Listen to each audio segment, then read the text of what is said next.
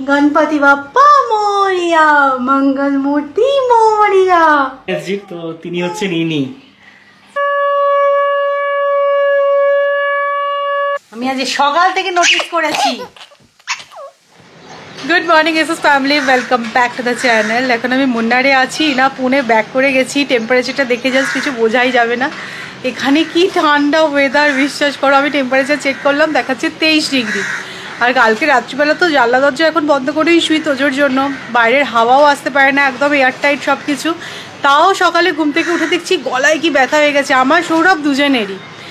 So আবার পুরোনো জায়গা থেকে ব্লগটা স্টার্ট হচ্ছে। আজকে গণেশ পুজো, হ্যাপি গণেশ চতুর্থী। আজকে আমার বাড়িতেও কিন্তু একটা ছোটোখাটো সেলিব্রেশন আছে। কী ব্যাপার না ব্যাপার তোমাদেরকে সবটাই বলছি। সো এই যে আমার ব্যালকনি গার্ডেনের আপডেট তোমাদেরকে দিই। এই গাছটা দেখছি একেবারেই আর ফুল টুল হচ্ছে না, একটু গরম পড়ুক তাহলে হয়তো হবে। আর দেখো অপরাজিতা গাছে কত আজকে ফুল ফুটেছে, আমি 4-5টা তো দেখতে পাচ্ছি। আর এই যে অনেক দিন পর জবা গাছে কুড়ি এসেছে। আজকে ফুটে গেলে এটা ভালো হতো, কারণ তোমরা জানোই গণেশজির ফেভারিট ফ্লাওয়ার হচ্ছে জবা। তো এখানে একটা এরকম কুড়ি এসছে, আরও একটা দেখলাম আমি, এই যে দেখো। এবারে সব গাছ আর আমি নিচে নামিয়ে রেখে যাইনি। একে তো 7 দিনের জন্য গেছি, তার মধ্যে অল্প অল্প বৃষ্টি হচ্ছিল, তো আমি টেনশনে ছিলাম যে কীরকম থাকবে না থাকবে গাছগুলো। বাট একদম পারফেক্টলি আছে। এই দেখো সৌরভের ফেভারিট ফুল গাছটাতে কত ফুল এসেছে। এই ফুল গাছটা দেখতে খুব সুন্দর। তো যাই হোক, এখন তো আর অতটা বৃষ্টি হচ্ছে না, থেকে থেকে মাঝে মাঝে বৃষ্টি যেরকম হয় সেটা তো হবেই। এই গণপতি হয়ে গেল মানে আর বৃষ্টি হবে না। এবার আবার ব্যালকনিটাকে একটুখানি ঠিক করতে হবে আর একটুখানি গাছ টাছ আনবো। এত বৃষ্টিতে ভালো গাছ হয় না। এবার একটুখানি গাছ করবো প্ল্যান করেছি। তো মোটামুটি যা আছে ব্যালকনি গার্ডেনে এখন অনেকগুলোই আছে। অপরাজিতা আছে, জবা আছে, নয়নতারা আছে, টগরটা আছে। এবার টগরের ফুলটা অতটা ফুটছে না, দেখা যাক, একটুখানি যত্ন করতে হবে এটা। আজকে সকাল থেকে এই যা দুষ্টুমি শুরু করেছে না, কেন করছো এত দুষ্টুমি?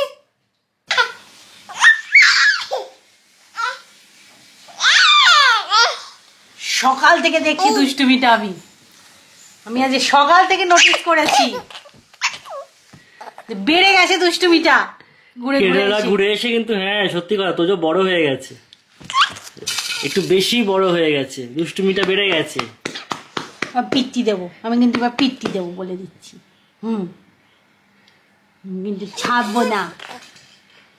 তোজো কাক কই? কাক কাক কই? কাক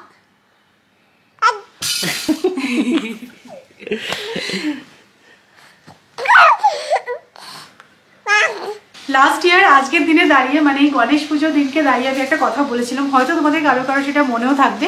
বলেছিলাম যে সব কিছু যদি ঠিকঠাক থাকে নেক্সট ইয়ার আমি গণেশজিকে আমার বাড়িতে আনবো।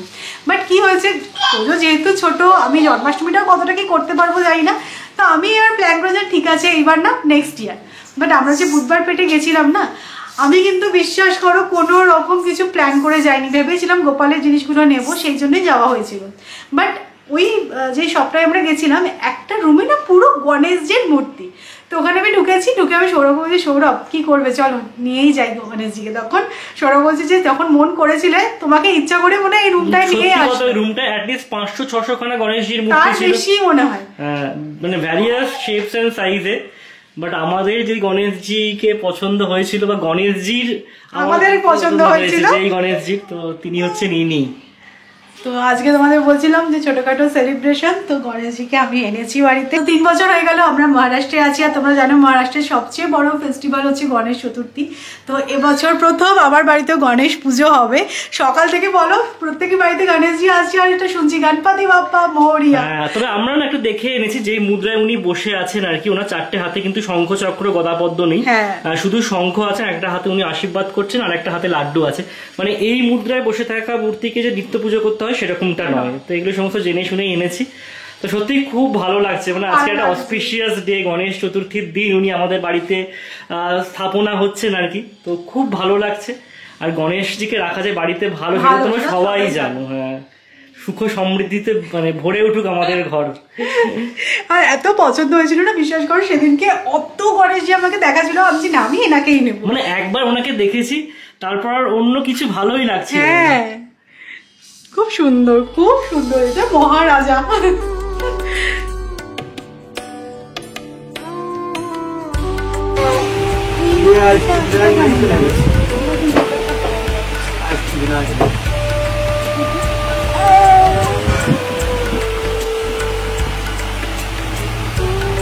এটাতে তো সেই এক প্রবলেম, সেই গণেশ দাদার পেটটি নাদা, বেশি পেটটা নাদা না, গণেশ দাদার পেট নাদা না হলে ভালো লাগবে না।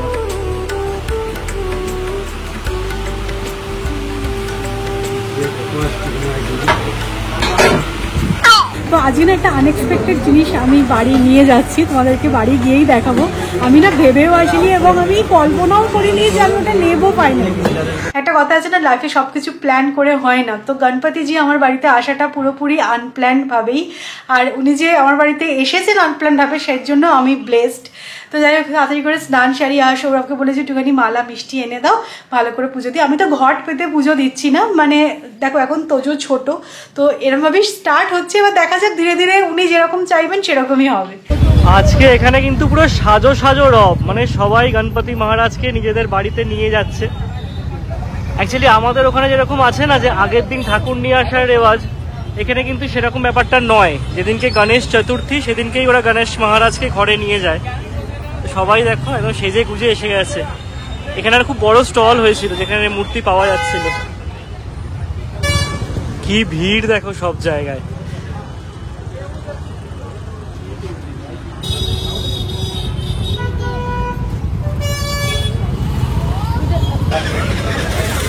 আমি বাড়ির জন্য একটু ফুল নিয়ে নিলাম, আর মিষ্টি নেব, আর একটু ফলও নিয়ে নেব। আজকে বাজার পুরো গরম। মিষ্টি নেবো বলে এলাম বটে, বাট মিষ্টির দোকানে পুরো লাইন, ঢোকাই যাচ্ছে না। আমার মনে হচ্ছে অনলাইনে অর্ডার করে দেওয়াটাই বেটার হবে, এখানে দাঁড়িয়ে অনেক সময় চলে যাবে। তোমরা তো এতদিনে জেনেই গেছো যে আমি তোজোর জন্য লাভল্যাপের সুপ্রিম ডাইপার প্যান্টস ইউজ করি, এবং তোমরা পার্সোনালি অনেকে ইউজ করেছো আর আমাকে খুব ভালো ফিডব্যাকও দিয়েছে। যদিও আমি লাভল্যাপের এই সুপ্রিম ডাইপার প্যান্টসের রিভিউ আগেও শেয়ার করেছি, আমার মনে হলো যে আমি যেহেতু খুব ভালো রেজাল্ট পেয়েছি, তোজোর কিন্তু কোনো রকম র্যাশের প্রবলেম হয়নি, তাই তোমাদের সাথেও এটা রিভিউ শেয়ার করা যাক আরও একবার, কারণ তোমরা যারা নিউ মম আমার চ্যানেলে তাদের জন্য এটা সুবিধা হবে। এই ডাইপারে দেখো ফ্রন্ট আর ব্যাক মেনশন করাই আছে, তাই ইউজ করাটা কিন্তু খুব ইজি। লাভল্যাপের সুপ্রিম ডাইপার প্যান্টস দেয় 12 আওয়ার্স অফ দ্য প্রোটেকশন, আর এর 5 লেয়ার সুপার লাইট কোট দেয় আলটিমেট অ্যাবজর্বেন্সি। এই ডাইপারের অ্যান্টি র্যাশ অ্যালোভেরা লোশন বেবিদের স্কিনের র্যাশ প্রিভেন্ট করে আর এনশিওর করে জিরো ইরিটেশন আর গুড স্মেল। এই ডাইপারগুলোতে আছে 1 কোটিরও বেশি ব্রিদেবল পোর্স, যা এনশিওর করে লং লাস্টিং ড্রাইনেস। এই ডাইপারের নিক লক মেকানিজম এনশিওর করে zero leakage through hips and thighs. লাভল্যাপের সুপ্রিম ডাইপারে আছে ওয়েটনেস ইন্ডিকেটর, যাতে তোমরা ডাইপার টাইমলি ডিসপোজ করতে পারো, আর বেস্ট পার্ট হচ্ছে এই ডিসপোজেবল টেপ আছে যাতে নোংরা ছড়িয়ে না পড়ে। আমি তো এখন তোদের জন্য স্মল সাইজের ডাইপারটা ইউজ করছি, তোমরা কিন্তু পেয়ে যাবে various size starting from newborn to extra large. আমরা সবসময় কিন্তু আমাদের বেবিদের বেস্টটাই চাই, তাই আমি তোমাদের বলবো ডাইপার চুজ করার ক্ষেত্রে কিন্তু তোমরা অবশ্যই লাভল্যাপের সুপ্রিম ডাইপার প্যান্টসটা কনসিডার করে দেখতে পারো। তো আমি ডেসক্রিপশনে লিঙ্ক দিয়ে দেবো, তোমরা চেক আউট করে নিও। তখন কি তোমাদেরকে বললাম যে তাড়াতাড়ি করে চলো স্নানটা সেরে পুজোর জোগাড়টা শুরু করি, কিন্তু আমার মাথা থেকে যেন বেরিয়েই গেছে যে তোজোকেও তো আমাকে স্নান করাতে হবে, কারণ তোজোর তো মালিশ আন্টি এখন আর আসবে না। তোমরা জানোই যে মালিশ আন্টিকে এই মান্থ থেকে আমি আর কন্টিনিউ করছি না, ওকে আমি স্নান করাবো এবার থেকে। তো যাই হোক, তেনাকে আগে স্নান টান করিয়ে দিয়েছি, ঘুমাইনি এখনও, সৌরভের কাছে আছে। চলো আমি ততক্ষণ পুজো জোগাড়টা শুরু করি। আমার গোপালকেও স্নান করানো হয়ে গেল, আর গণপতিজিকে আমি এখানেই রাখবো বলে ডিসাইড করেছি। আমাদের বেডরুমে যে চেস্ট অফ ড্রয়ার্সটা ছিল সেটাই আমি ডাইনিং রুমে রেখেছি, আর ওখানে একটা অন্য রকমের ফার্নিচার সেট আপ হবে। তো সেই কারণে, আর এটা বেস্ট পার্ট কী বলো তো, আসা যাওয়ার পথে আমরা গণপতিজিকে দেখতে পাবো, তো তার জন্য এই জায়গাটাই আমি ডিসাইড করেছি রাখবো বলে। আর এখানে দেখো সৌরভও সব কিছু নিয়ে চলে এসেছে, ফল এনেছে, 3 রকমের ফুল এনেছে, আর মিষ্টির দোকানে বলছে নাকি বিশাল লাইন, তো অনলাইনে অর্ডার করা হয়েছে, কিছুক্ষণের মধ্যেই চলে আসবে লাড্ডু আর মোদক।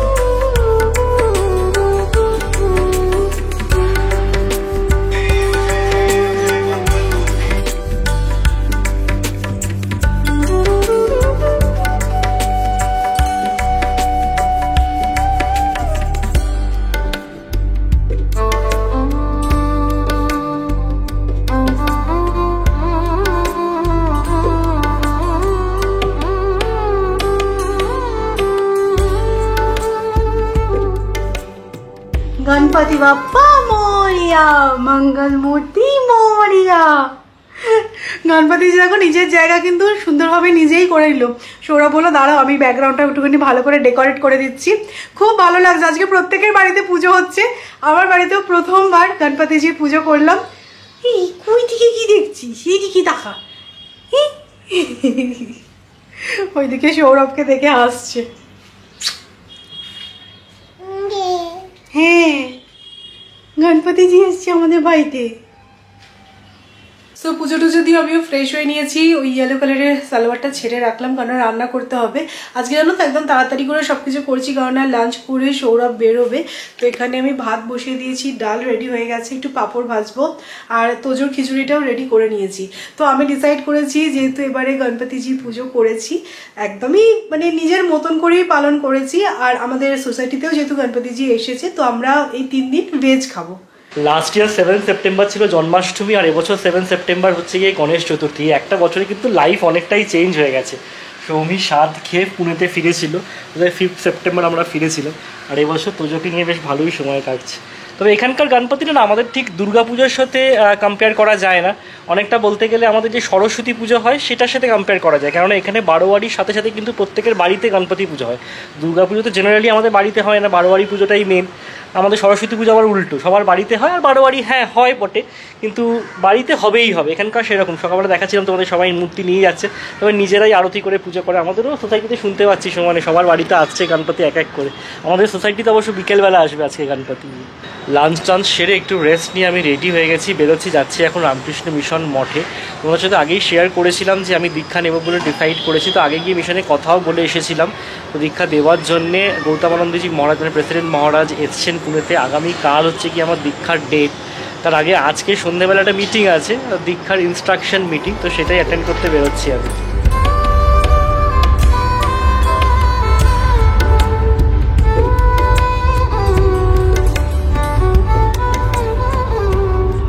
খুব সুন্দর আরতি দেখা হলো, তারপরে মহারাজ একটা লেকচার দিলেন আর কি কালকে যে দীক্ষা হবে সেই নিয়ে। তো হয়ে গেছে সব কিছু, বাড়ির উদ্দেশ্যে রওনা দিই। সৌরভ তো অনেকক্ষণই হলো রামকৃষ্ণ মঠে পৌঁছে গেছে, গিয়ে আমাকে একবার কলও করলো আর বললো নাকি খুব ভিড়। সত্যি তো প্রেসিডেন্ট মহারাজ এসেছেন বলে কথা, সবাই তো আসবেই দর্শন করতে।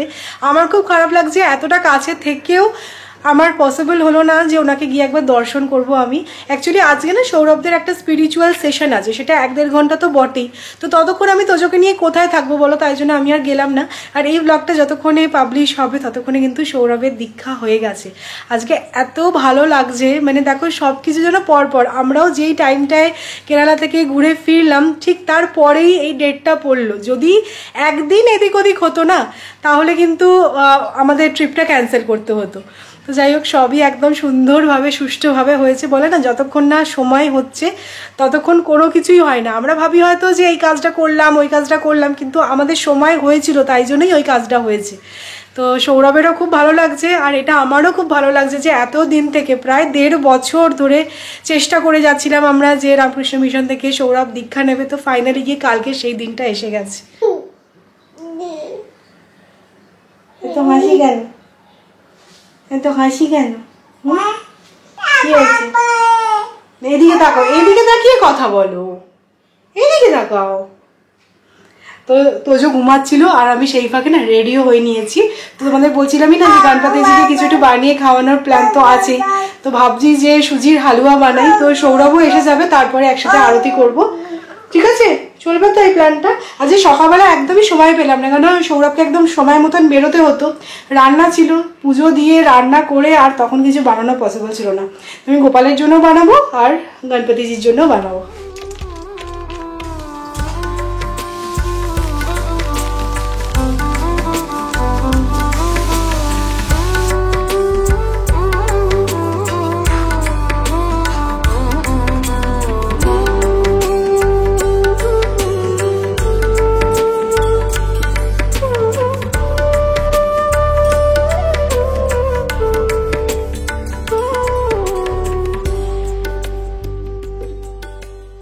বাড়ি ফিরে গণপতিজিকে ভোগ নিবেদন করা হলো। আর কালকে আমাকে সকাল সকাল বেরোতে হবে, কারণ ওনারা বলেছেন 6টার মধ্যে রিপোর্ট করতে।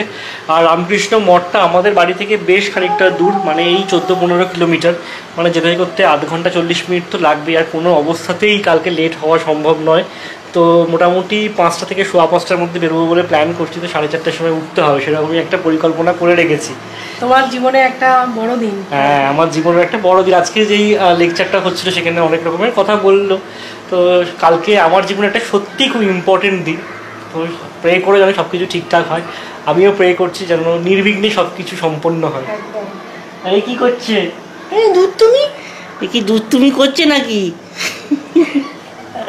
তোজোর জন্য দেখো আজকে ডালিয়ার খিচুড়ি বানিয়েছি। আর আজকে প্রথমবার ক্যাপসিকাম অ্যাড করেছি, একটু অন্যরকম গন্ধ হবে, খেতে ভালো লাগবে। চাইনিজ ডালিয়ার খিচুড়ি নাকি? চাইনিজ ডালিয়ার খিচুড়ি একদম। হ্যাঁ হ্যাঁ, দেওয়া হবে। তোমার জন্য বানিয়েছি চাইনিজ ডালিয়ার খিচুড়ি। এরকম খাবার না কেউ কোনোদিন খায়নি। তো ফাইনালি গিয়ে তোজোর ডিনার ডান, ওকে আমি ঘুম পাড়িয়ে দিয়েছি। আর আজকে দেখো ডিনারে আমি বানিয়েছি বাঁধাকপির তরকারি। এটা নিরামিষেই বানিয়েছি, একটু বেশি করে বানালাম, কারণ কালকে তো সৌরভ ভোগ খেয়ে আসবে মঠ থেকে। আর আমি রুটি আর বাঁধাকপির তরকারি খেয়ে নেবো, মানে আমার কালকে রিপিট। তবে সৌমির অবস্থা খুব একটা ভালো নয়, নাকে ভালো অবস্থা নয়। আমি শুধু টেনশনে আছি যে তোজোর যদি আমার সর্দি লাগে, মানে আমার যে কি হচ্ছে সিরিয়াসলি। আমার মানে প্রেগনেন্সির আগে না এত শরীর খারাপ হতো না, মানে এরপরে মানে তোজো হওয়ার পর থেকে দেখছি কিছু না কিছু আমার লেগে আছে, কিছু না কিছু লেগে আছে। ভেপার নাও ডিনার করে। তো সৌরভ বললো তুমি যাও, আমি ডিনার সার্ভ করে দিচ্ছি। আর আজকে যেন আমি সারাক্ষণ এই শাড়িটা পরে কিন্তু সব কাজবাজ করলাম। এটা যদিও একদমই পাতলা শাড়ি সুতির, আর এটা ওয়াশও করতে হতো, তাই ভাবলাম যে পরেই থাকি, পরেছি যখন। আর এখানে যেহেতু ওয়েদারটা অতটাও গরম নয়, তাই পরে থাকতে খুব একটা অসুবিধাও হলো না। আমার অবস্থা কিন্তু সত্যিই খুব খারাপ। দেখি ডিনার করে নিয়ে একটুখানি ভেপার নেব। তো চলো আজকের মতো এ পর্যন্তই। কালকে আবার তোমাদের সাথে একটা ইন্টারেস্টিং ব্লগে দেখা হচ্ছে। আর আজকের ব্লগটা যদি ভালো লাগে তাহলে অবশ্যই করে লাইক করো, শেয়ার করো, চ্যানেলটা সাবস্ক্রাইব করো। আর অবশ্যই জানিও যে আমার গণপতি বাপ্পাকে তোমাদের কীরকম লাগলো। চলো টাটা, গুড নাইট।